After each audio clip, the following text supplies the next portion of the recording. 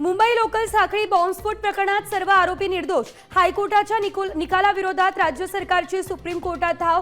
गुरुवारी होणार सुनावणी।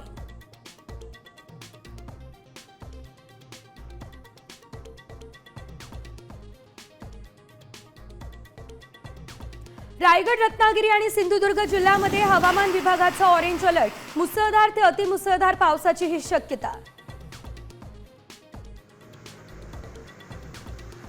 अरबी समुद्रावरती जोरदार वाऱ्यांचे प्रवाह। मुंबईसह ठाणे, पालघर भागामध्ये सोसाट्याच्या वाऱ्यासह मुसळधार पावसाचा अंदाज।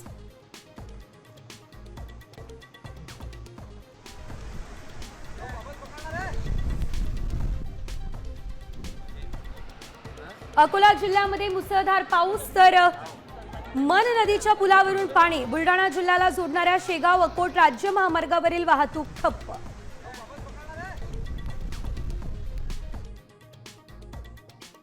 दुकानांवरती मराठी पाट्या न लावणाऱ्या दुकानदारांवर मुंबई महापालिकेचा कारवाईचा बडगा। 3000 दुकानदारांना नोटीस। 60 निरीक्षकांची केली नियुक्ती।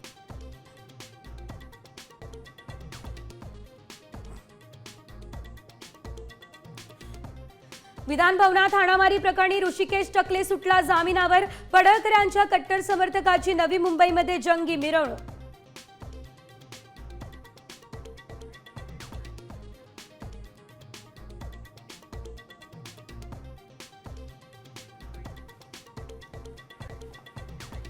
आता isakal.com आहे देशातील नंबर 1 ची मराठी न्यूज वेबसाईट। प्रत्येक अपडेटसाठी isakal.com ला नक्की भेट द्या।